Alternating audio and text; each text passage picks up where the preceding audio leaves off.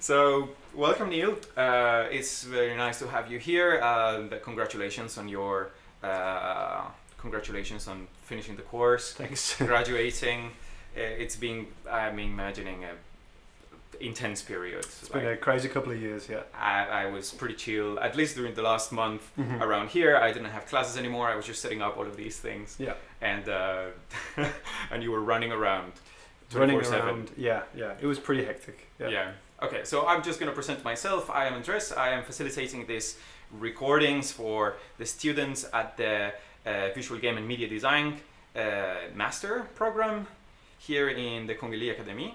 And what we're going to be doing here today is we're going to be looking at the project of one of the graduate students. And it's you, Neil. It's me.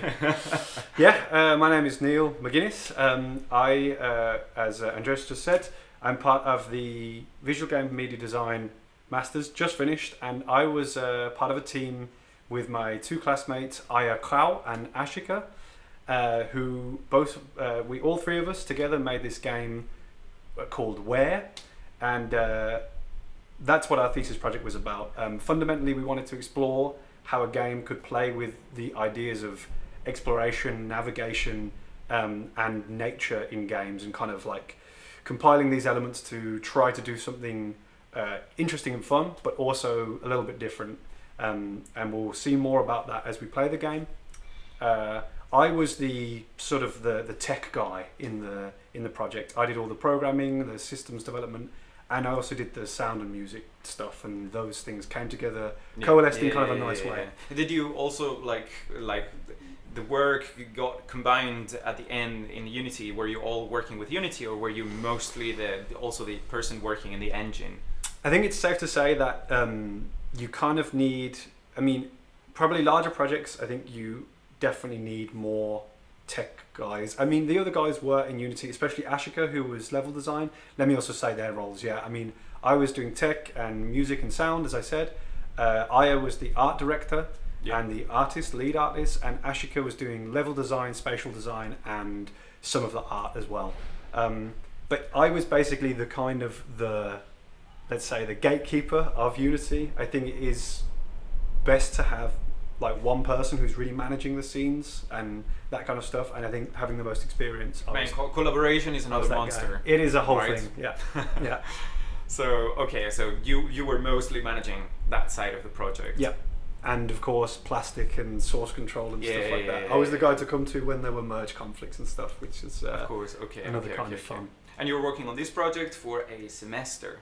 Yeah. From January roughly, we kicked around a lot of different ideas. We knew we wanted to do something. We wanted to make a game. Yeah. Obviously, and we wanted to do it with a specific reason, and not just to make a clone of some other game, which is also fine and a good way to learn. But we wanted to have a sort of design goal to explore, and we went through a bunch of different things. And what we landed on was we wanted to explore nature in games, how nature is represented in games typically, and also how ubiquitous it is in games to have the idea that you are easily told where to go. You are usually given, mini maps and all of these waypoints and beacons and everything to the extent that you can just you could almost blindly just sort of, power through. And we wanted a game where the core focus is actually stopping, looking around, taking notice of the game. Why do you think that getting lost in games is bad? Getting lost? Why do I think getting lost is bad? Yeah. Because I mean, there is a part of this experience about getting lost. Correct. Right. Yeah. And there are some games in which I would say that getting lost forms part of the experience. But it's true that with an ever increasing standards of readability and instant engagement and all of these things, it seems like if the game confuses us a little bit, then we are like out. Then it's a problem. And there is no user engagement. I'm thrilled you brought it up. You said the word there, readability. Jonathan and I wrote this paper on legibility in games. Okay. This whole thing, and it's exactly that. I think it comes down to the idea that there's a kind of dominant idea in design in general, but especially interaction design and user interaction and stuff, that the good design is the readable, understandable, maximally, I can understand what the purpose is and have maximum efficacy with this tool. That makes complete sense if I have a banking app. I don't want to have an experience where I'm lost managing my finance. You're creating a service for as many people as possible. It's a good thing that it's readable. Yeah, exactly. On the other hand, in a sort of somewhat creative, artistic experience, there's a whole debate, are games art, all of that thing, but in a creative experience, like with a film, I think it's fair to say there are films you watch where you want it to be like ultra, just like formulaic. I love that, just go and watch like bam, bam, bam. I have my 3-act structure, everything I know, I get all the beats I want. Yes. Equally, I also want to go watch a David Lynch film where I have no idea what's happening and I'm being taken through this bizarre, psycho, Jungian journey, right? So with games, we thought, no, why not the same thing? We can have games where it's like infinite clickers or combat games or shoot them, FPS, first-person shooter stuff where I know exactly what I have to do and I want to have everything clear and I want to know where I'm going. But equally, we could have a type of game, and there exists, as you said, where it's a little less clear and a little more mysterious and like that. It forms part of our human experience, right? Totally. I don't know if the fantasy of our time and the fantasy of our era is just like navigating reality without ever getting lost. Sure. I don't know if this is the end goal of AI or something, but there is something very human about getting lost. Yeah. And because games are just experiences, there's no like, it doesn't have to be positive, it doesn't have to be challenging, it doesn't have to, it's just experiences. Mm-hmm. Of course there's going to be games that are about getting lost. That's where we kind of jumped off from, and we particularly took inspiration, at least conceptually, from I really like Proteus, because you are moving around a very lo-fi procedural world, but it's more like you're playing the world because it's all this interactive generative music thing. And the other one obviously is we can't talk about getting lost in games without kind of Dark Souls and that kind of thing, because the express purpose in that is similarly you don't have a place on the map, and there's kind of a thrill to having to keep this cognitive model in your head of where you're going, and that you unlock a shortcut back to somewhere that you do recognize, and that moment of I didn't know where I was and I went back through this back alley and ended up somewhere. That's a kind of a thrill, right? And that's something that can happen to you in the city if you allow yourself to wander off and you go, where am I now? And then you kind of figure out, right? We wanted to try and play around with that. Nice. Yeah. And how do you invite the player into this type of experience? Because I am imagining that introducing forms part of like as much part as the designing of the experience as the I didn't phrase that correctly. So introducing the player to the experience it takes as much time as it takes to create the experience. Yeah, onboarding is kind of what we're talking about, right? Yeah. I mean, that is a fact that we learned, I'd say, too late in this process. You did playtesting. We did playtesting. What we found is exactly what you said, though, that whether or not we want to think that this is a revelational approach to gaming, which by the way it isn't, but like it's different enough that for sure when people play the game, and we do have a map. Yes. The key difference with our map is that your position on the map is not marked, and it's a completely static map. It's not a mini map. It's not, and you can't add to it. But obviously, people have a game with a map. The first thing they're asking is, where am I on the map? Yes. And in our playtesting, we did find that once people understood what we were asking them to do, they did think it was interesting and they enjoyed it. But there is an initial confusion to that. Yes. That we really need to be going forward with the game, careful in onboarding. And maybe like in the particular context of playtesting, it's a little bit more extreme because the playtester knows that maybe you should be knowing what to do, or the experience of getting lost might be having an extra judgment in the context of the playtesting. Right. Have you done like further playtests afterwards? Like for example, during the exhibition, which happened last week, like some days ago. How was the experience of getting people that have no idea of the game just start playing it? Yeah, our experience is generally that we've done some work with it, and we do have a little more of a soft start. We'll see in a minute when we play that you're in an enclosed space and you have to first kind of figure out a very mild sort of audio puzzle that is giving you clues as to where to go. But again, generally people are still they're lost, and maybe not in the right way. that could be the whole sort of subtitle of our thesis, is like, what kind of lost do you want people to be? There's good lost, there's bad lost. We obviously have Jesper Juhl here, and this whole idea of easy to use and difficult to master, that whole thing. I've probably butchered what the actual paper is called, but that you want difficulty in the right places, right? Yeah. That's something we need to work with. I think the way to do it is through a little bit of story also, is that it's part of the game, introducing the character that you're supposed to be lost, so people don't feel when they're lost that they've done something wrong. Context is everything. Context is everything. If you get the right cue, if you get the right clue about what is happening in the game, then anything can make sense suddenly. But it's true that context is very difficult to get. Yeah, and when you dropped into an exhibition and stuff, I mean, our solution, our short-term solution... That's a terrible context. It's a bad context, yeah. Our solution was to simply drop we just had a printed out piece of paper which was like, you know, this is your mission if you choose to accept it, like, and this is how you play the game, and something that, because we did try, I think in the playtest you tried, we tried to have this very elaborate, you know, tutorial where you'd get these notifications of things which would have mission logs, and you'd click them, and it's just like speaking to Jesper, who was my supervisor, he did also make me feel a little better by confirming that, like, tutorialization in games is like this whole other thing.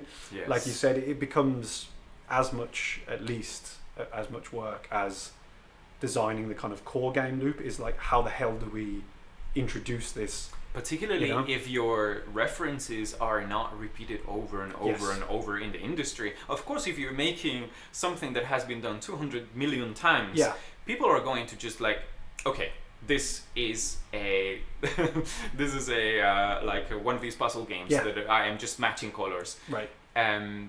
But if you're doing something that people haven't tried before, then it becomes a very important part of the process. Right. How do you bring people in here? And like, I'm not saying that the confusion is not going to be part of the good thing. Like, in order to learn something, you need to be confused up to a certain point.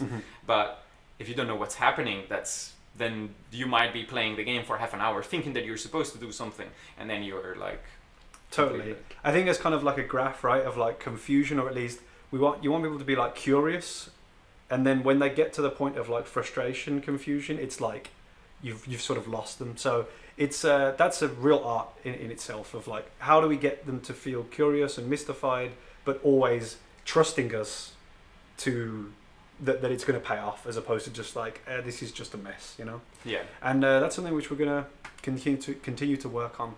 Yeah, of course. Going through it, yeah. And what we have now is kind of like, I feel like a little core seed of what this could be, and it's decently compelling in that way. And then it's kind of like, from this foundation, we have a lot of different ways we could go. Nice, exciting. Yeah. Should we have a look at it? Let's take a look. Okay. I am just going to close our window. Yeah. I'm thinking it might be good. Trying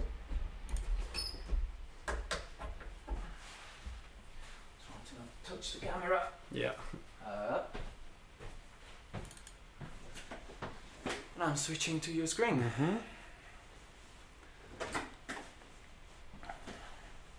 So, the game is called Where? The game is called Where. Yeah, we'll revisit that. So, we start out, so our character here, I didn't really give the whole spiel, the opening spiel, but essentially the game is called Where. You are following this character here, which is our character Bud. little plant pun for us, as it's a game about nature and plants and trees and stuff. Essentially, you're kind of what we're calling a tech botanist in a mysterious natural landscape, where you're searching for a colleague who has kind of mysteriously disappeared, and you're sort of retracing their steps, following kind of clues to sort of see if you can catch up with them.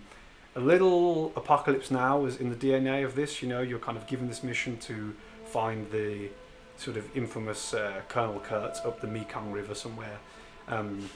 So the way this works is we have, this is something else we need people to buy into, we have these plants in Ware they have a kind of sense of hearing, and they have kind of audible memories that they pick up on. Okay. So another way we wanted to, right now, we haven't really integrated this too well into the game, but the idea is that you kind of can pick up something from them, a memory.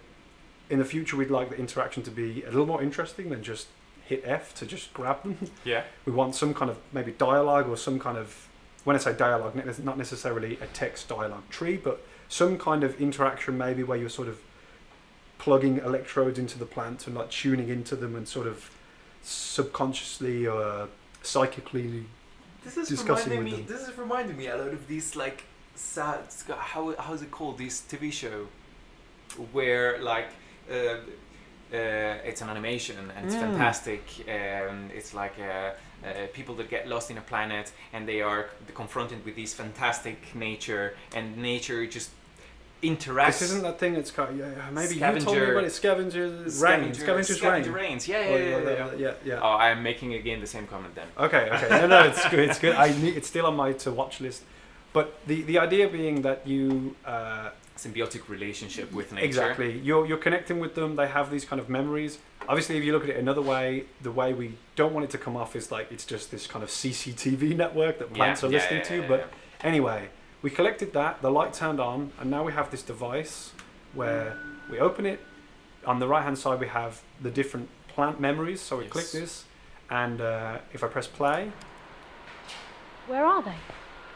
Right now, this is another thing for the future is we want an actual voice actor to do this performance. This is the only bit of AI, I'm proud to say, that we've used in this game.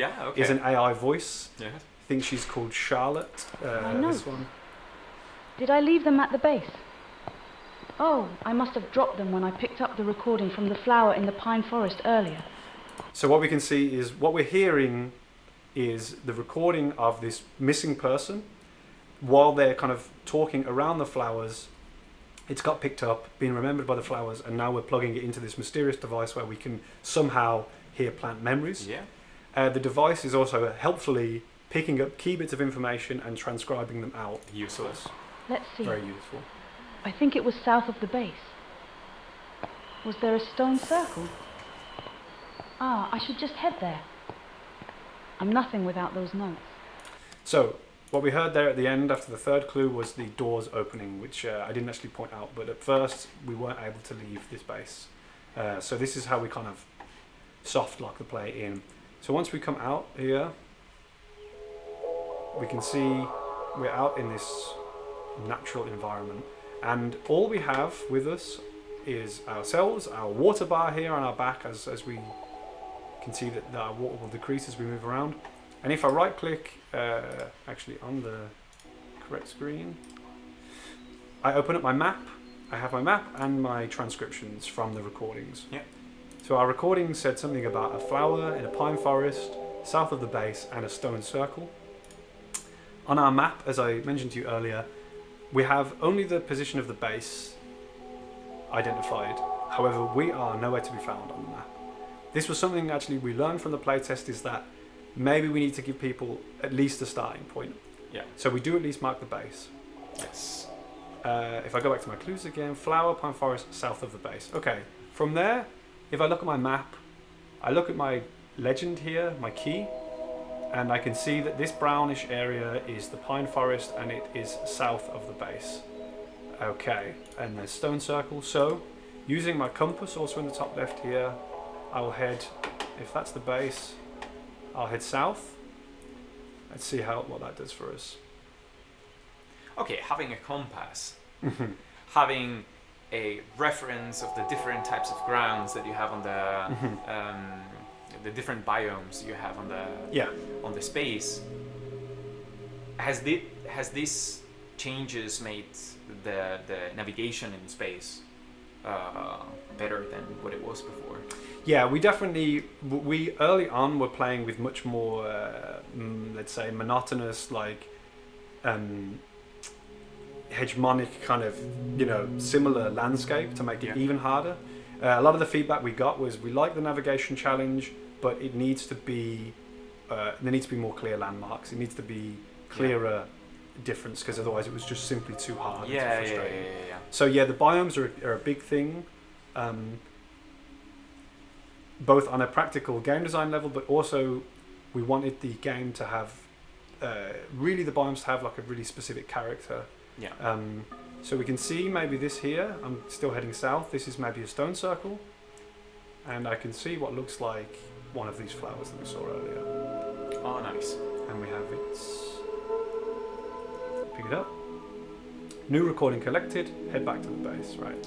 Because the base is the place where you can play these recordings. That's correct. What you have with what you have with you is just the notes that you take from those recordings. That's right, and that's a decision we took to kind of build on this idea of the base is kind of representing our character Bud's kind of consciousness and sort of their personality. This sort of more man-made structure, this aspect of control. And everything outside of it is this wilderness, and we want to keep returning to the base, also for the navigational challenge. Yeah, also in order to create some sort of spatial relationship. Correct. Consolidating that kind of knowledge, right? Exactly. But we'll see. I mean, maybe that's going to be frustrating. We don't know. But so a couple of features I want to point towards from my side that I developed is, we're hearing this sound, this sort of soundtrack. This is like a generative soundtrack, which there is this layer underneath of generative composition, which is evolving. And then each biome has a layer, a distinct layer on top, depending on which biome you're in. Nice. Also, it's responsive to how you're moving, so it's a little louder and a little more intense when you're stood still, to kind of evoke this sort of meditative, mindful idea of being present. And if I start running, it gets a little further away and quieter. We can't hear so much on the speakers, but hopefully people can hear on the stream. There's also a subtle effect to match this, which is when I'm running, it's a little more blurred in the distance. Yeah. And then if I stop, it kind of like sharpens up. Again, subtly pointing towards this idea of like, another thing we wanted to do in the game is not just race through it, is have people also embrace this slightly slower style of playing. Nice details. One more thing that we wanted to implement that it hasn't maybe reached its full potential yet, but if you see these trees right now and also the base, what happens when we actually go back to the base and then we will listen to the next recording, I'll show you, we'll have something to say about those trees in a minute. We have a second recording. Sounds a little weird. Little Twin Peaks inspiration here. So this is one of the, again, just a little example of the kind of puzzles we're thinking right now. Right now you could argue this really isn't a puzzle. I just want to flip this backwards. North from the base to the rocky peaks. And then we get there the landscape unfolds beneath my eyes. Nice. The beautiful sunset bringing life to the grasslands. In the distance the fireflies fly. Through the dark pine trees, head south towards the empty grasslands.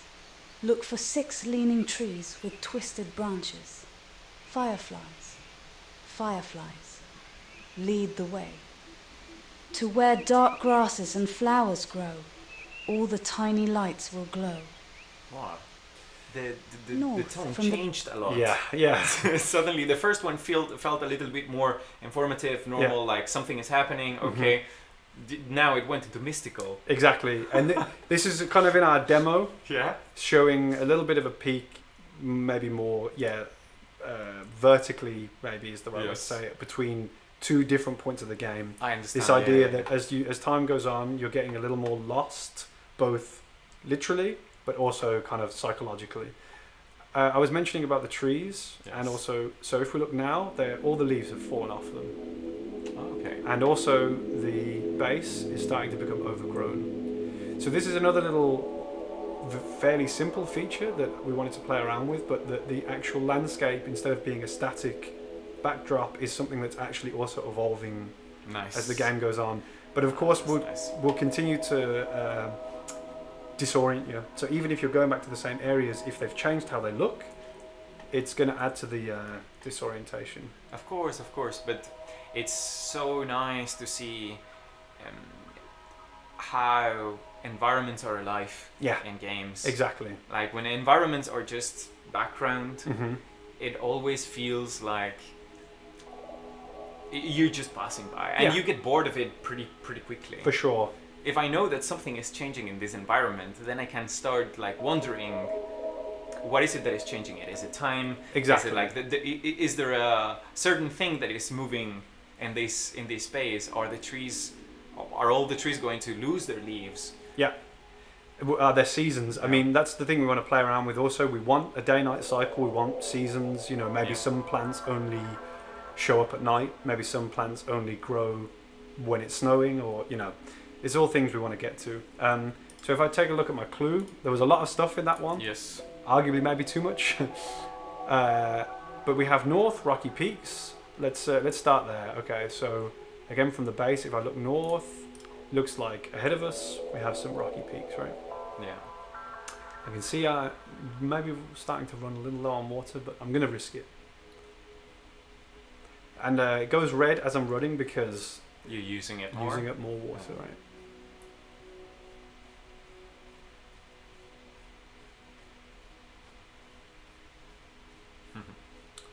So we also implemented these, like, we're kind of playing around with a version of fast travel would be these back to base points, where you would kind of hold E, and I'm not going to do it because then I'll have to do this all again. But as a way to, I mean, again, as we were talking about earlier, trying to find that balance between giving this experience of slow gaming and navigation, but not having people be really bored by, the traversal, the constant traversal of the Exactly. same spots.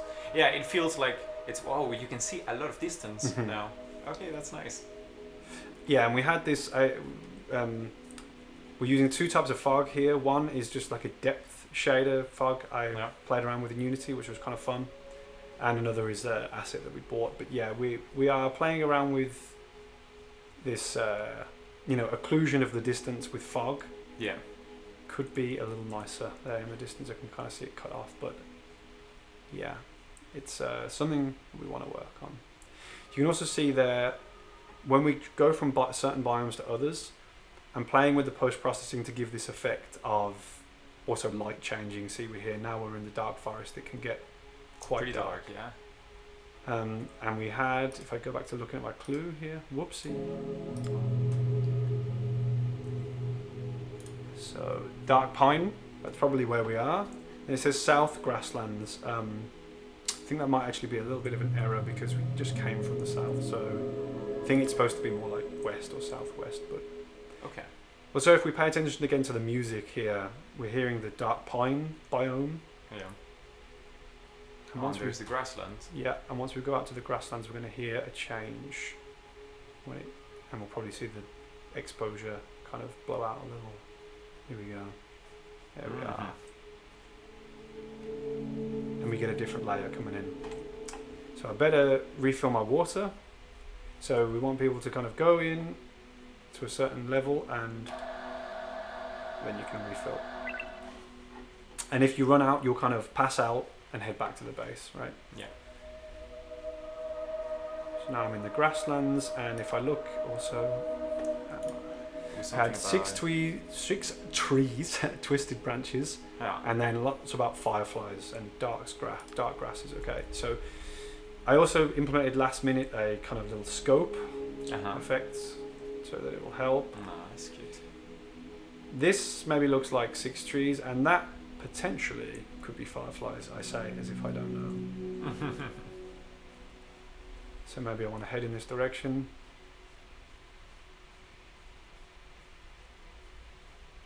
And that also introduces us to our fourth biome. I mean, I actually haven't been very good at talking us through them, but if we look back towards the base, maybe I can't see from here, but right now we have kind of 4 key biomes.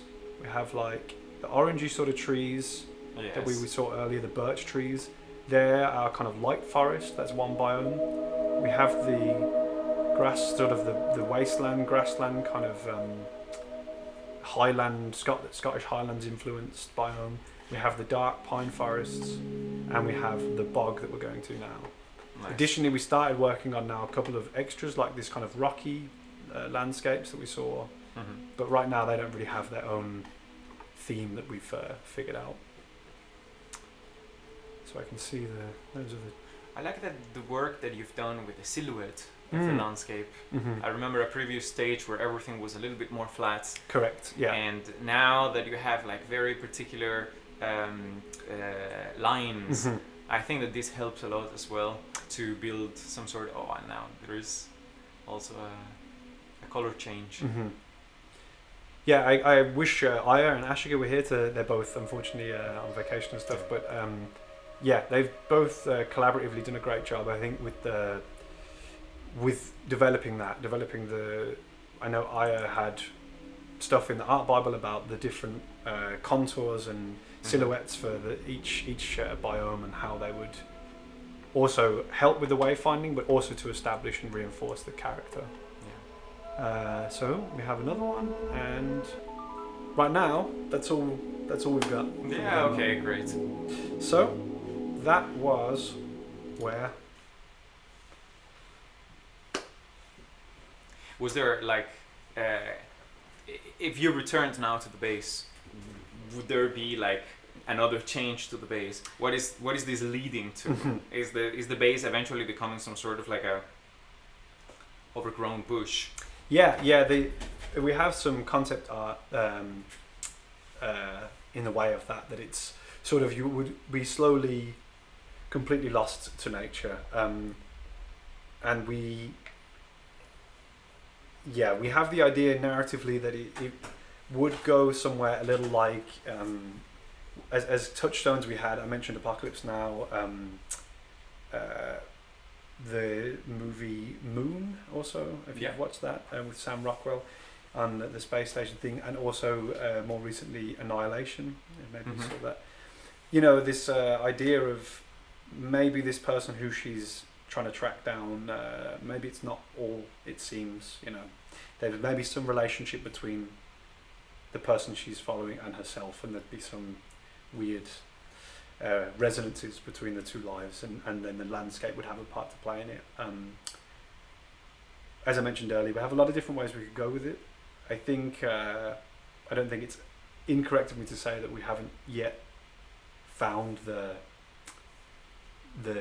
red thread, as they say here in Denmark, of like what's connecting everything. What's connecting anything together? But as I mentioned earlier, it's kind of, we have a good seed of something here. Yeah, and I have the feeling that uncertainty is part of the vibe of this experience. And I mean, I can imagine a relationship developing between you and that voice that hopefully with the help of a voice acting afterwards, you start getting more and more into the realm of mysticism and into further and maybe further stages of being away from your base. Correct. Exactly right. Yeah. You got it. I mean, one of our design pillars was talking about like working with uncertainty and change. Yes. Which, as we also, to loop back to the start of our conversation, is not typically what is valued maybe, or is not super popular, especially the uncertainty part. I mean, change in games is usually valorized with change of like building up. Progression. Yeah. But change in unexpected ways of like, what if the landscape just changes? What if everything, suddenly you left the base and everything is flipped? Abstraction. Like, you know, then that goes into nightmare. Yeah, people don't, and we want to explore that. So yeah, that's for sure something we want to see where we're going with this. Yeah. One thing there was a game that recently I think impressed us was Inscription. Yeah. With how it's this weird, metafictional thing that is like you don't really know where it's going. You think you're playing one thing, but then suddenly it's like a completely different. I thought, and we were encouraged and pleased to see that was quite popular. So there is clearly an audience for this tasteful. Oh, I do think that the I would call this the insane mystery, the unsolvable, the reality breaking or reality bending mystery. Like, I'm just gonna throw random things now at the possibility of you being that voice that you're chasing, or like that was one of them. It's always one of them. No, could you call this the singularity? The thing that breaks reality, which is something that captures our imagination a lot, and that is very, very nice to make questions about. I guess the word is speculating. Yeah, and really speculating is what we want to do. It's also a big core idea of ours is to make something that doesn't like answer questions. It's just kind of asking them. Right? Yeah, I don't know if Inscription at the end just like throws you a badoom. Here is the explanation for the world. I haven't finished it, so I can't say, but I probably wouldn't anyway. I wouldn't want to spoil it, but yeah, I mean, also, Outer Wilds, I've been playing that. That's another one that's also playing with that same idea. I think we want to ask those questions, and another thing we wanted to play with is sort of that you would become more and more kind of imbricated with the nature, getting further and further away from the understandable human.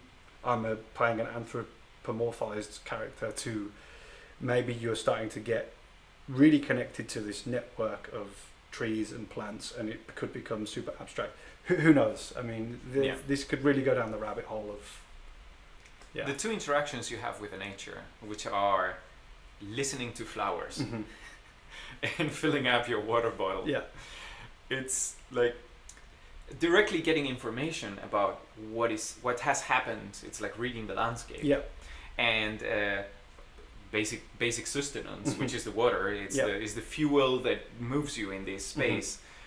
Talk about this symbiosis, and I imagine that, for example, if you had animals, if you had other creatures that roam the land, there could be extra interactions in here. Something that and not all of it being instrumental to you, but also things that are random. Yeah, and the kind of additional explorations, for sure. I mean, we started this whole process with playing with the idea of just like a hiking simulator game. Yeah. Wanting to play a little bit with like a walking simulator and being like, it's hiking. So I want an excuse to make some nice landscapes. Exactly. I want an excuse to make that's it. Why not, right? And Aya's also really into hiking. I'm getting into it. And so for us, the water was initially just a simple way of having a kind of resource which would discourage just wanton, like random exploring. It makes you think a little bit more strategically of like, okay, I have to look at the map and plan where the water sources are, and like actually then I can use them as types of landmarks, blah, blah, blah. And that's sort of where that began and has kind of stuck around. I will say, personally, I feel that the water resource thing right now is kind of like, is doing something, but it doesn't feel to me super enjoyable.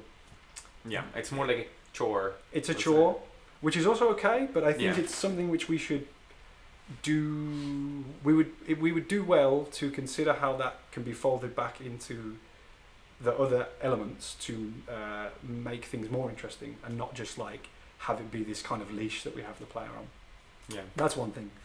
The listening to the plants thing has been something that's gone around and around for us, as in one sense it is a kind of slightly metaphorical abstract thing of like, as you say, you're reading the landscape literally, and you're also sort of you're listening to it. We also wanted to make the nature and the plants have their own story and have their own, be characters in the game. That was sort of part of our influence there. And then again, personally, I would like to see the game go more into the realm of exploring these non-human perspectives, these like things that are harder to understand and get a little more abstract in that direction, as well as the way it's represented. I can imagine a very odd UI puzzle that's like abstract and, you know, connecting things and trying to evoke sort of like plant biology. And I have a friend who's a PhD in like astrobiology, so I'm gonna knock on his door and tell him, ask him how do these things work, and can we make a fun way of gamifying that. Yeah, so I think those interactions are, let's say, also in a kind of germ state where they're ready to grow, I think, into something better, something more fully formed. Yes, of course. I imagine that you can, in all of the different departments, there are some ideas that are there, some ideas that, I mean, scoping is such a nice question for how do you make a project over the course of a semester that has some sort of like relevance to the ideas you had at the start, all of the nice creativity that goes into the world building, and but also is okay in terms of production and allows you to develop. Like I saw here, I think when something has several meaningful details, you can start wondering instead of focusing too much on the details missing. Yeah, like at the end, I would say that if you got the chance of doing some nice, meaningful details, you won. Yeah. Even if of course the game is two-dimensional in terms of playability right now. Sure. You go from point A to point B and that's it. Yeah. But you're suggesting plenty of things. Yeah. And some things like players are never going to see. Like for example, that subtle change between the leaves of the tree that was next to the thing.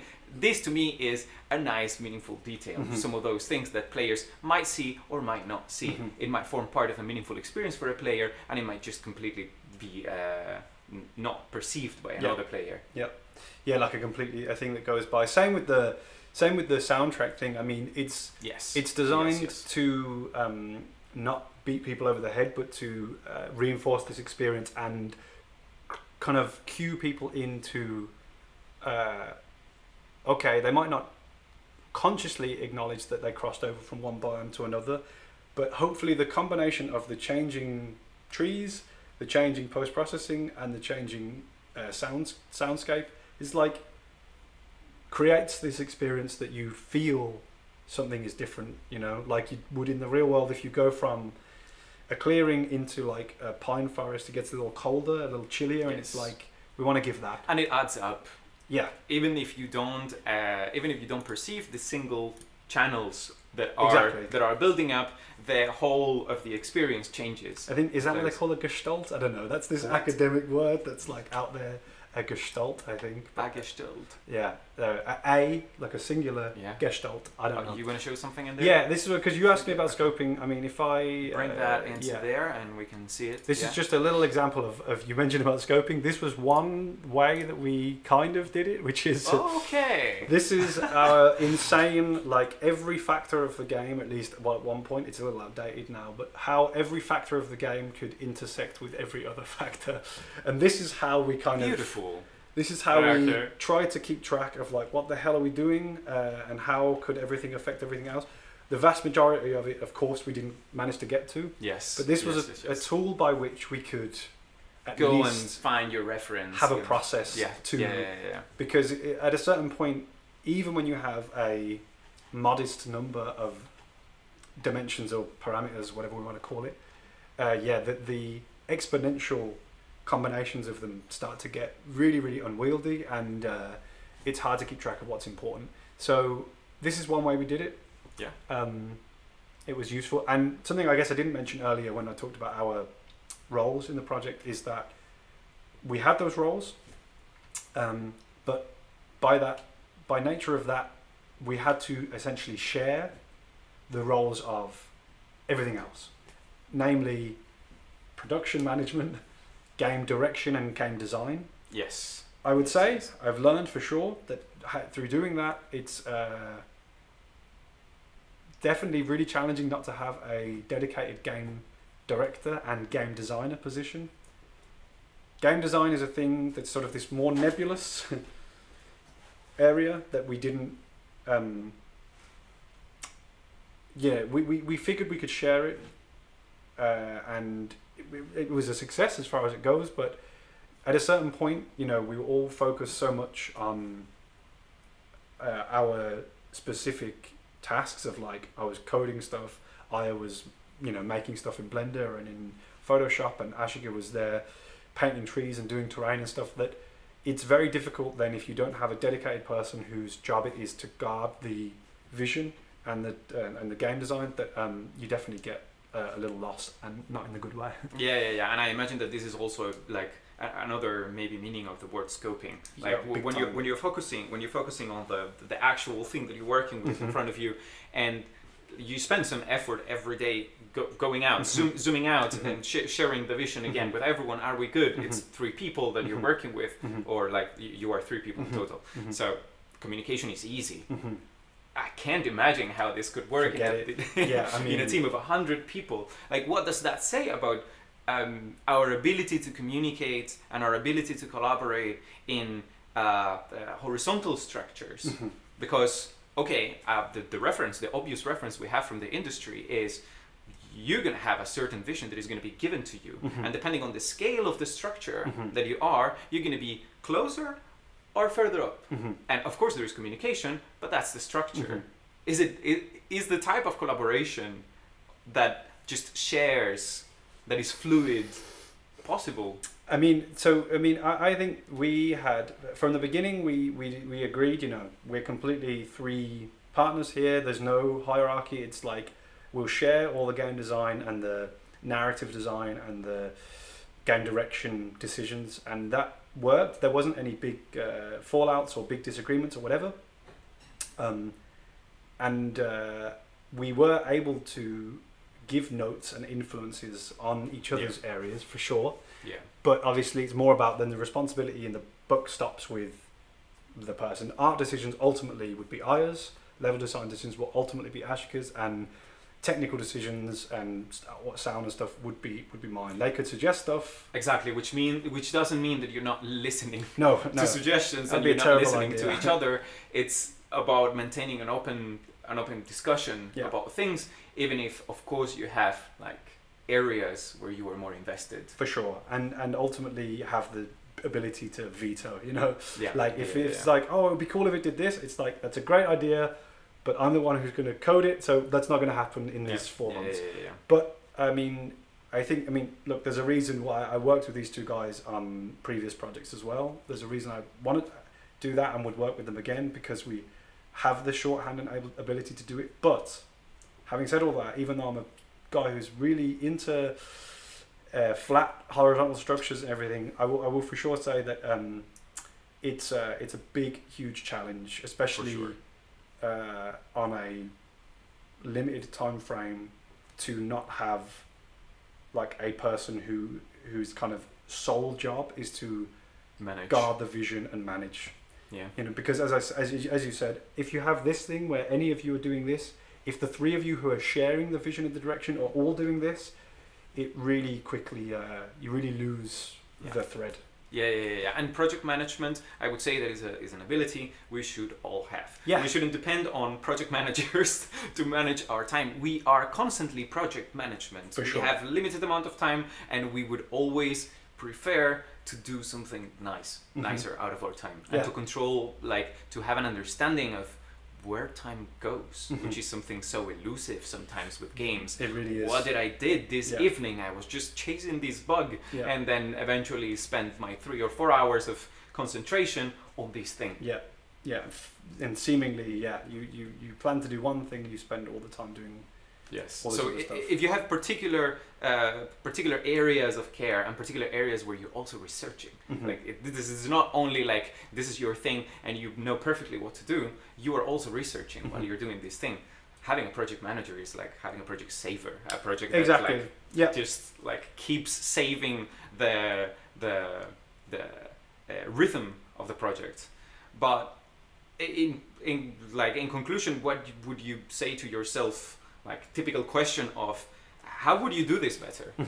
You have a semester, you have a project. Yeah. What, you cut things, you cut arms of everything. Do you do that thing of giving power of a project management to a person? What would you do? It's a great question. I mean, if I were to do it again with the same two people, three being myself, I guess I would do it the same. I mean, I don't think any of us would want to be in charge of it, at least not at the expense of then not having an area that we were able to specialize in and get deep into. I think what I would do is always the catch is that it's like, okay, so definitely what I would do is more frequent playtesting. That's the thing, for sure. Very good. Everybody says that. Yeah. It's like I'll say that every time. But probably also a longer ideation phase, which sounds funny because I know in a way that you could forever stay in that blue sky ideation phase, but maybe a combination of the two. Actually, what I think we needed is to spend longer figuring out what the real and agreeing on what the real core vision was, then having a short cycle of like trying to prove that, and then testing it, and then popping back out of that and saying, are we still there? Does that still work? Is this still the vision? Yeah. And kind of like actually having the chance of iterating also on the fantasy side. Exactly. On the fantasy stage. Because what we did is we kind of had the thing, the early idea of the hiking simulator, we did a play test, it all went really well and really fast. Yeah.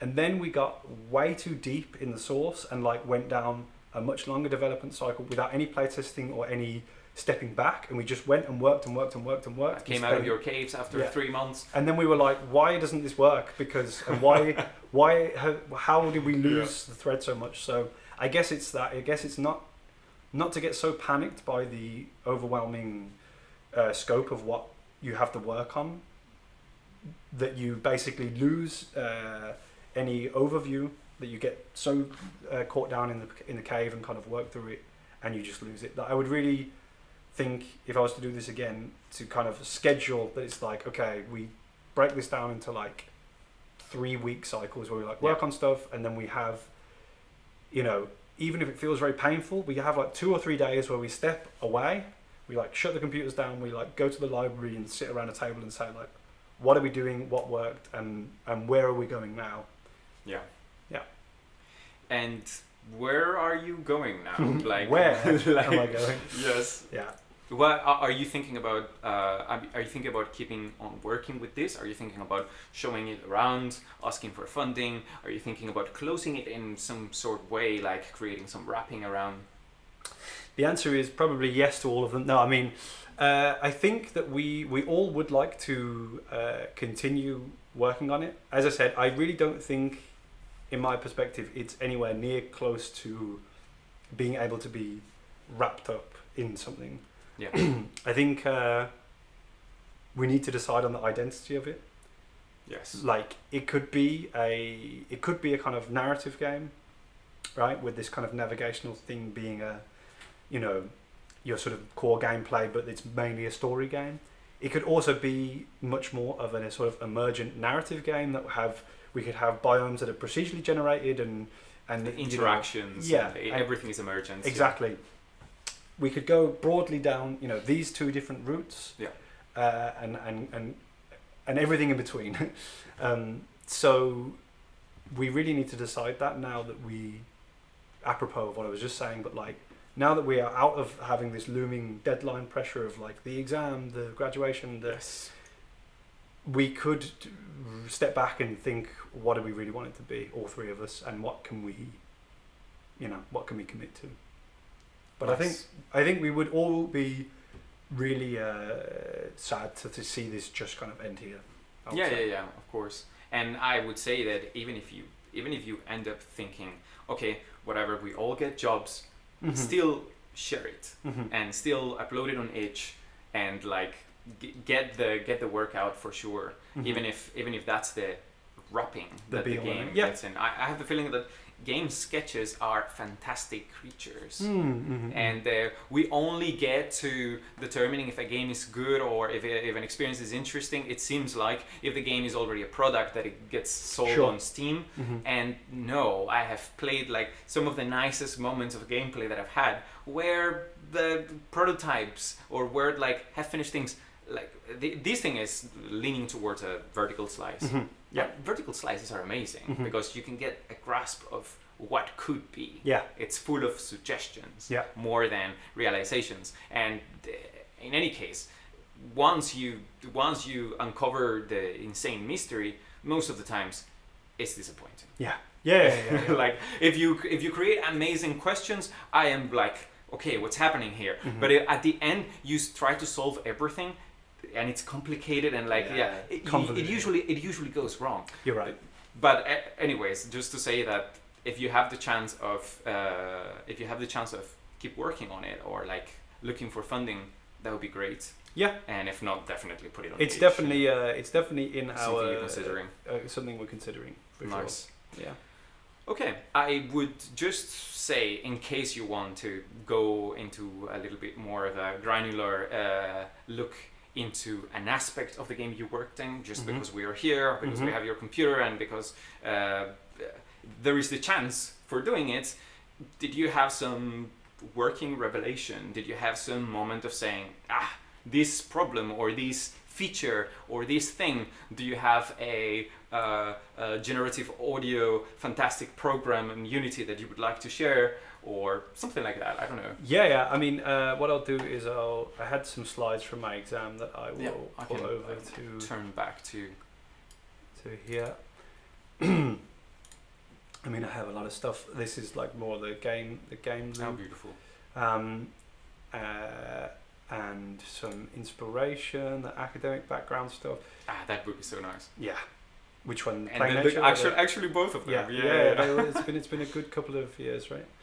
I think what I want to talk about is sort of like one thing I was quite happy with. It's a little darker this now, but one thing I can talk about is that like this that I was discussing in the game of this biome stuff and how to read it. I mean, a very simple way that is not without its problems for sure, but a very simple thing is that the way I'm detecting the biomes, of course, it could be with colliders, but then it gets complicated of like if they're irregular shapes, you know. Yeah. It's just that we actually used the painted terrain layers in Unity, and I just coded something which is reading the layers under the place that you're standing, and I essentially have a kind of lookup table of which layers belong to which biomes. Nice. And then we like look at the mixture of what's underneath your feet and calculate based on that which biome you're in. So that's like one thing that I did to classify things. This is just explaining about the different biomes that there were. I mentioned we have the open land, the light forest, the dark forest, and the bogs. And the way that I guess I can quickly sort of play this should come through. I could talk while it's just going. Is that I'm using Fmod along with Unity to basically what I just talked about. This biome detection is one parameter that goes into this generative soundscape. So too is what the player's doing. Are they running? Are they walking? Are they filling up water? Are they looking in the telescope or whatever? And then also the position that you are in the game. Like here we're going to see the player take the flower.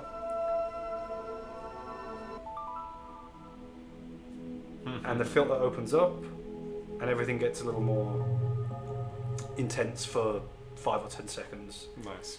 And then we can see here on the right that like these layers, the base compositional layer, the biome specific layers, and then some randomization and processing is what contributes to the overall Beautiful soundscape that we kind of end up with. Nice. Yeah, I think that's also something I talked about in my presentation, is that like being the sole programmer in a game is like you spend so much time just doing the boilerplate stuff and bug chasing, as you mentioned earlier, that the amount of time that you actually get to spend on like fun, unique features is very, very little. Like, you know, Yeah. I had to fit these in as more or less just like sugar on top, you know, like on top of all the other As stuff. a person that worked on a project for 3 years Mhm. only with another person, Mhm. having the shared ability to destroy and rebuild code was relatively nice, even if we were destroying things from each other at times. But I do have the feeling that we will just have a nicer time in game development if everyone is understanding, like if everyone is able to debug, if everyone understands game logic.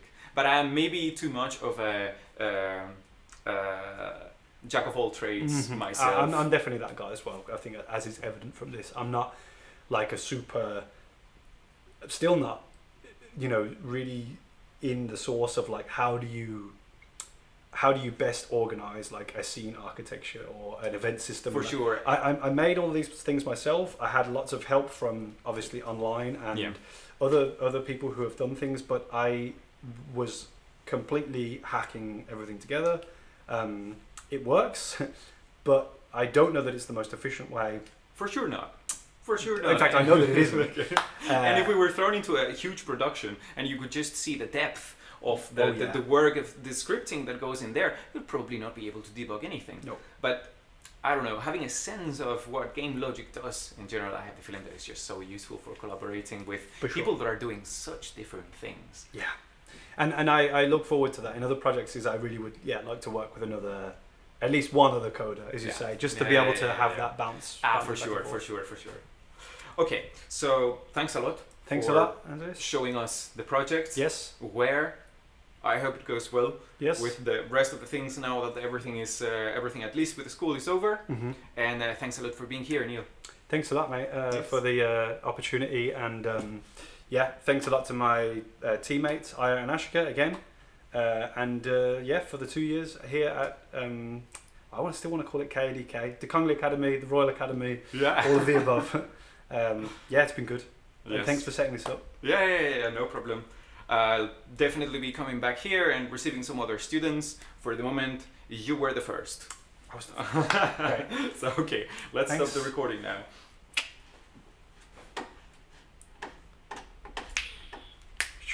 Nice. Thanks, man. Yeah.